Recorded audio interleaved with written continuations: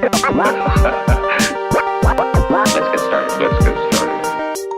there, podpreneurs. I'm Studio Steve, and I'm happy to be here with a special interview episode with Amy Woods.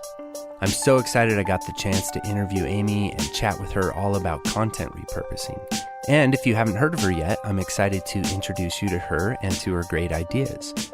As she'll tell you, Amy Woods is the founder of Content 10X, which is a really tasty company that helps content creators to get the most out of their content by repurposing it. There's a particularly cool free guide about how to create an entire month of content from one podcast episode that you can access from the Content 10X website. So, what's repurposing, you ask? How do I repurpose my podcast content, and why? Well, you're about to find out. This was such a fun interview with Amy, and you're definitely going to want to take some notes. So, enough from me. Let's get to the interview. Hey, Amy, thanks for stopping by the Pod Sound School today. Hey, thank you for having me on. I really appreciate it. Looking forward to it.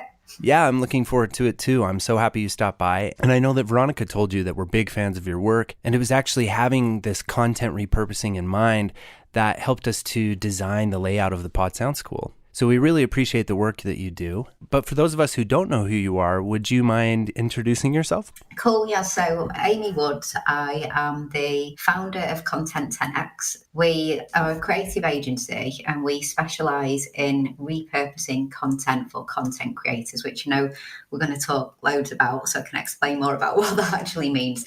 I also have a podcast, the Content 10X podcast, where I help people to repurpose their content. So if we don't do it for people via the agency, then I help people by telling them how to do it and what we do, tips and tricks. So that's what I do business-wise. I live in the UK, in Manchester, and before all of this, I actually had a corporate career for 13 years, actually, as a management consultant, and then kind of big career change. And yeah, now I am the content repurposing person, basically. Yeah, I would say so. Definitely the content repurposing person.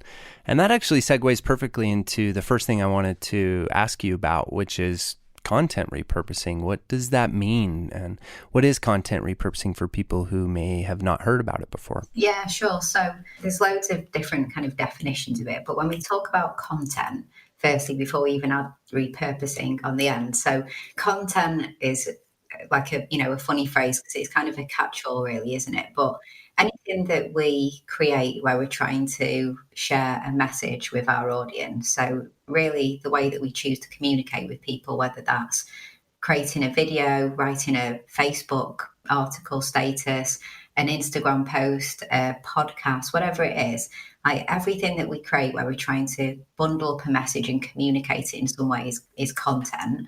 And then the repurposing side of it is looking at how you originally tried to communicate that message. So how did I communicate this? Well, I chose to create a video. So my content was video and I had a message in that video. Repurposing is, so how can I communicate that message in a different way, basically? So how can I go from sharing that message and my thoughts and ideas in a video and go to, say, a podcast or to written content, or maybe I'm creating a sales page or something like that and I want to repurpose content from that. So it's all about communication, basically. It's just about taking a message and finding creative ways to communicate it in a different format, but being really mindful of why you're doing it, not just copying and pasting, but where is this audience? What do they expect to see? If it's social media, what's the platform? How would I change a message from Instagram to be suitable for LinkedIn? How would I change a message for LinkedIn to be suitable for my website? So it's just about being really thoughtful about how you communicate ideas and then communicating them in different ways. And it's really, really important because not everybody listens to podcasts, not everybody watches videos, not everybody follows you on social media. So it's just a way to reach more people and connect with more people. And most importantly as well, it's about basically making the most out of all the time and effort that you've already put into something. So if you've already put lots of thought and time and effort into that podcast episode, then to go on and repurpose it, it's not as much work as just starting from scratch on creating, say, a video on something totally different. Well, actually, let's look at how you can get more value from the time that you've already spent creating content. So it's just being really, really smart. And I think content repurposing really is like the ultimate form of content marketing, because it's about being consistent with your messaging. It's about making people, know what you stand for, just in different ways and reaching different people. So I guess, that's my definition of content repurposing. Okay, perfect. Yeah, and that makes a lot of sense, and I think it might be very easily overlooked at first, especially in the planning stages, to think about what content is or how to repurpose your content. And I think, for a beginning podcaster who's just planning out their podcast, I could see them thinking, oh, I don't need to bother with that right now. After I get a bunch of episodes out, then I'll think about, reaching a bigger audience or repurposing my content into something besides just the podcast audio. And so I was wondering what your thoughts are on maybe why it is important in the beginning stages to think about and to plan on content repurposing. I think it's really important because there are just so many benefits to repurposing content. So firstly, I touched on it before, but increasing your reach. So putting lots of time and effort into having all your eggs basically in one basket. So if you're putting everything onto YouTube or everything onto Apple Podcasts and that's it, it's kind of like, it is like putting all your eggs in one basket, because you're just going to reach only people who are on that platform and happen to find you. So with a little bit extra work, you can just reach more people. So it's expanding your reach. So I think you just need to think about, why am I creating this content? And if it is to reach as many people as possible, and that might not be your intention. If it is literally just to grow your YouTube channel, focus completely on YouTube, that is your only aim. But if your aim is actually to reach as many people as possible, then it spreads that. Also, being found as well. So there's SEO benefits of repurposing content, particularly if you are creating audio content and video content. Then, how do we find anything these days? We go to Google basically, and we Google things. So whenever we think of anything, we go straight to Google. Now, Google bots that crawl the internet and bring back the results, they're good, but they're not brilliant at finding any kind of audio and video content, because they're mainly looking for written content. So at the very least, I think anybody starting out, you must think of ways that you can at least create some written content so you can be found as well. So, if you're thinking, I can wait down the line, I'll do 50 episodes and then I'll start to think about this, it's a real shame, because what if those 50 episodes didn't even get found because you weren't just, doing extra steps to be found? There's no point in having, 100 episodes and then thinking, I'm going to start getting these episodes found. Well, no, start. So things like that, we're just not absolutely doing loads and loads and loads and loads of repurposing, but at the very least, trying to repurpose let's just focus on the audio. So your audio content into some written content to be found by the search engines, whether it's longer form blog posts to at least writing show notes and things like that. Really, really important. And then if there is, if you're creating content for a business and you want to reach people and you want to convince them that you're the person to go with and you want them to take some action, there's also this thing called the rule of 7, where they say that people need to experience you and kind of get exposed to you 7 times before they're going to actually take any action. So if you think about that from a repurposing perspective, then if somebody is listens to your podcast, but they also read that post that you wrote, and then they saw that you mentioned something quite similar on Facebook, and it's all very aligned as well. The message is very aligned. Maybe they see you on Instagram, similar kind of message, but tailored for the platform, and they are a subscriber to your email list, let's say, and they get an email where you're talking about a similar thing too. It's all repurposing. You did one piece of content and then you wrote an email about it, you did some social posts about it.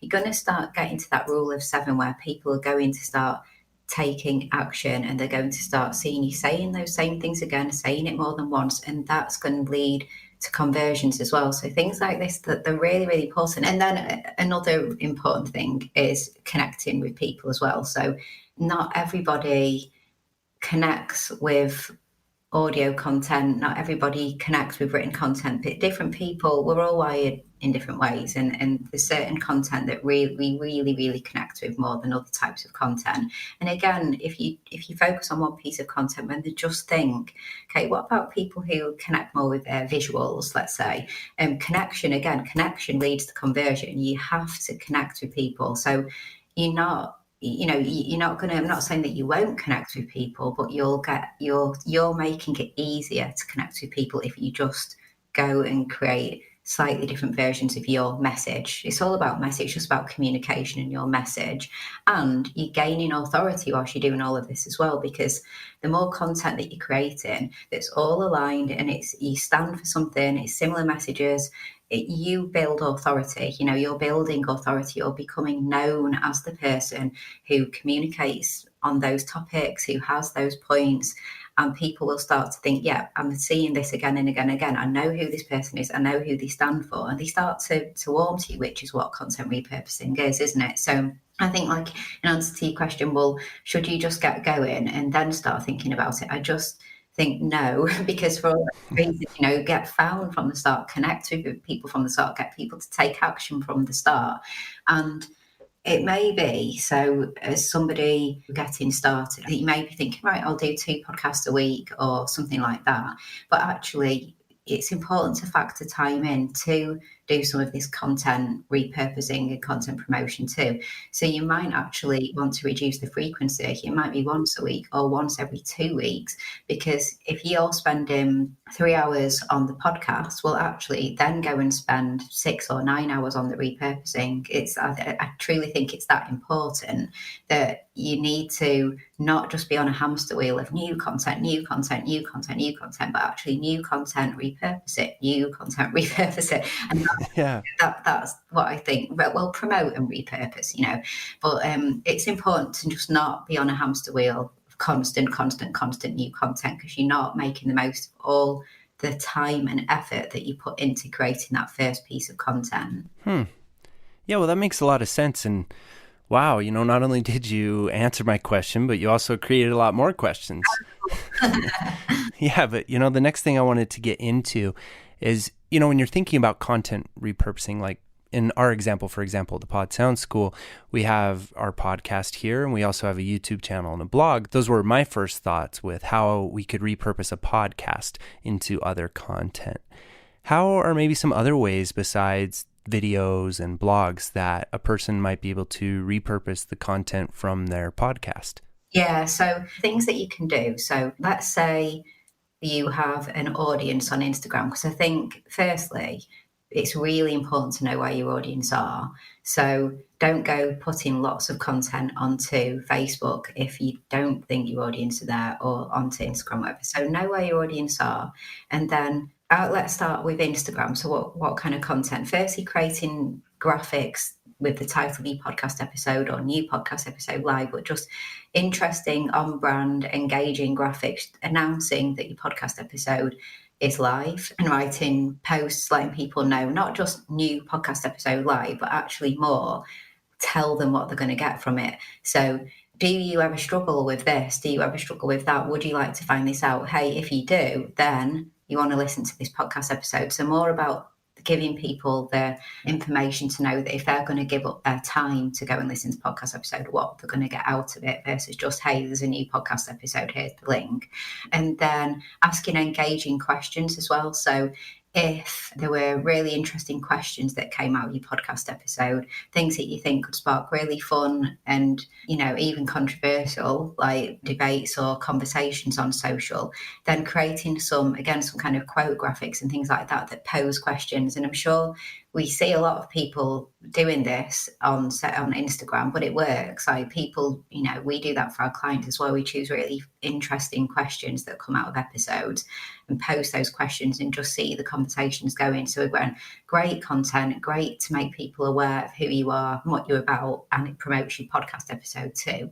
So there's lots that you can do. I mean, also just taking photographs of you, like of your guests, like if you have in-person podcast episodes, and making sure that you get lots of decent footage, because photographs on Instagram work really well. And otherwise your headshots, things like that. Now that's all content going on in the Instagram main kind of post in the feed.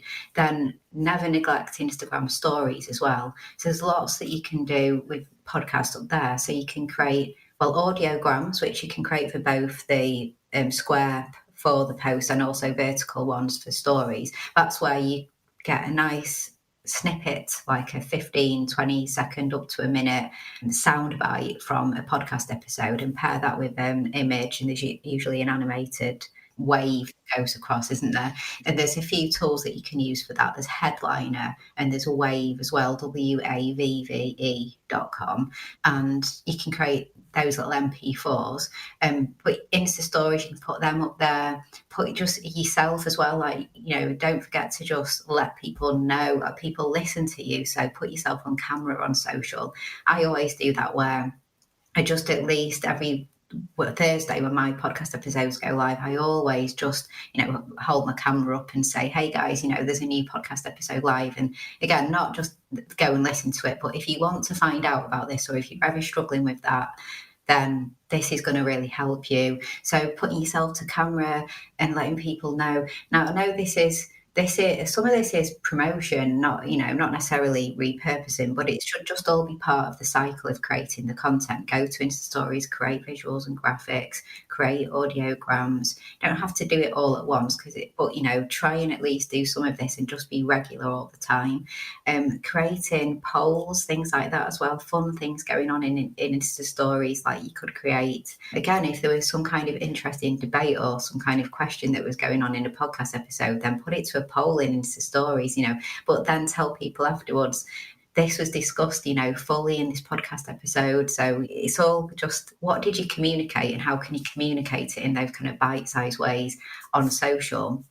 But then remembering as well that whilst you can do all of this as a bit of a promotional activity when your podcast has just gone live, and in the days and the kind of the week or so after it's gone live, always remember, unless it was a completely non-evergreen topic, like it was really just about what was going on that week, like a topical show, then this content is going to live on. So, don't assume in 2 months' time that people remember that episode 10 2 months ago helped people solve this problem, because they'll still have that problem in 2 years. New people still, that problem will still exist. If it's evergreen and it's a problem that exists, always remember you can bring these up again, like you can look through and you can look as time goes on, and you have a show, and you can start to see what people are consuming most of. Look at your analytics, or in your podcast analytics or blog analytics, and you'll see what's really popular. They're probably the problems that people suffer with the most, if that's the kind of show that you have. So that's where you can just keep bringing this content up as well. You can share that content again. You're not going to bore people, and people are going to get annoyed with you because that was ages ago. Because if they're just evergreen topics, then you can keep letting people know about it as well. Just, don't consider it to just go in this like dusty old cupboard and but I think you need to use social for more of those. That's where you can get a discussion going. That's where you can go from the longer form content that people don't necessarily engage with but get lots of value from, to where can we actually get some discussion going on this and respect the platform. I just talked about Instagram, but then, whether it's Twitter, whether it's Facebook, Twitter's even more conversational. So think even more of the kind of conversations that you can get going. LinkedIn as well, just think about why people are there. What would they expect to see? What was the key message? And how can I just kind of wrap that message up in the most engaging way for those platforms? And then see the people that follow you will be reminded that there's this podcast episode and go and listen to it. It's that you'll warm people, but then cold people who've never found you before will start to warm to you on social and convert over to the show. I like that. I think that's really valuable information, and it's definitely a process. And I think back when I first started podcasting, I never thought about any of this. And, but it's still such a concern of most podcasters after they get their audio under control, after they get their show under control, is how do I reach more of an audience? And I think that content repurposing is a direct answer to that question. But one last thing I really wanted to talk about with you when it comes to content repurposing is branding. And I notice specifically when I look at your content, your website and your YouTube and your Instagram and your blog, I really like your blog page a lot because it's all, when you see your content, you can tell that it's you. The content 10X is all very recognizable across each platform. And I thought maybe you could share maybe some quick tips or ideas on branding. No, it's so funny. This week's podcast episode is actually about consistency and branding with your content, because when I talk about repurposing, obviously I'm talking about putting content into different places. And I just think it's so important, because when I mentioned before as well about the rule of 7 and people need to be exposed to someone for 7 times to start to take action, you have to know that it's the same person each time. Like, you have to be recognizable on all of the different platforms, and branding is so important. So when you are creating, different, say, visuals, like say you said, like, your podcast artwork, and then YouTube, you'll have thumbnails, and Instagram, you might have graphics and so on. Just really do put some thought into having consistency. So at the very least, putting your logo, having a logo and making sure that you always put your logo onto the content that you create, and then thinking about the colors that you use, and just being very, very consistent, because you want to be instantly recognizable. That's so important. So create content that fits for the platform, particularly say social media. You can just create one graphic and post it onto different platforms, but it's smarter to actually create it in the right size for that platform, square for Instagram and portrait for stories and things like that. And you can use tools to do things like that, resize things, but just making sure that whilst it's fit for platform, more importantly, like, it's recognizably you, because there's no point in doing all of this, but people don't realize that, that post that I read on LinkedIn, and now I'm seeing this video on YouTube, it's the same person. If they're not connecting the dots, it's a lost opportunity of everything we were saying about building authority and all the rule of 7, because they don't even know it's the same person. So important to just stop and think, what are my brand guidelines? I really recommend just sitting down and working out, what are your brand guidelines? What are your brand values? How do you want that to come across in your content? And at the very least, what's my stamp? How do people know it's mine? The colours, the logo, and just putting that extra time in. And like you said, whilst it can be a little bit overwhelming, try not to do everything. Like, for example, on social media, try not to maybe focus on every single platform,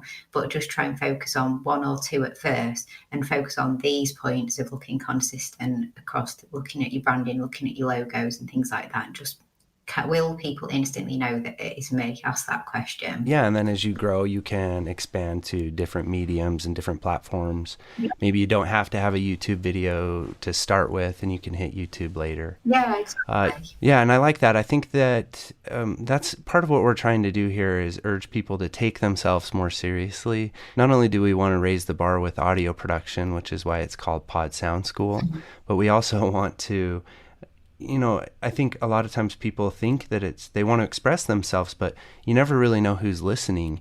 And whether or not your podcast becomes the most popular podcast on iTunes or Spotify, you might get business opportunities out of it. You never know who you're going to reach, It's really incredible. Here I am talking to you in Manchester, and I'm in Utah, it's just, it's really cool, Yeah, I mean, like, a lady who I interviewed on my show, who I met at Podfest event a couple of weeks ago, Emily Prokop. I mean, she has a show, and little did she know that a book publisher was listening to it and really liked it. And then, out of the blue, she got someone getting in touch with her saying, I think there's a book out of this podcast, and they offered her a publishing deal. And before, then she became a published author, and it was all from one listener. I don't know how many listeners she, had, but even if she only had a few hundred listeners listeners or something like that, one of them was a book publisher and she becomes a published author. So you never know who's listening, do you? That's what. Yeah, you really don't. And it's cool, and I love what you said about it. It's about, ideas. It's about communication. And thinking about your artwork or your content in terms of communication is a good way of looking at it. Like, I'm not just limited to the medium of podcasting. Yeah. It's more of an idea that's out there. And I think it's really good to focus on one. Like, I think, become a great podcaster and focus on, great sound and a great show and a great format. And it's really good to focus on one. Don't focus on having the best YouTube channel, the best podcast, the best blog, the best. Focus on one, but just know that from that focus on great quality content, with great quality content, there can become so much other great quality content because it's coming from quality. So your repurposed content will be great because that original source is great and the time and effort went into it, quality went into the message, into the production. If that's good, what you create off it will be great. So, just focus on one, but then look at how you can expand it. That's great. And there's just obviously so much valuable information there that we can't cover in a single podcast episode. But I think for our podcasters, they don't have to be overwhelmed because the information's out there and they can take their time and just keep building upon their enterprise. But speaking of the information being out there, they can come and visit you. And so I wanted maybe to finish up, if you could tell us how we can find you. How can we keep learning more from you? So I think the best thing to do is just to go to my website, which is content10x.com.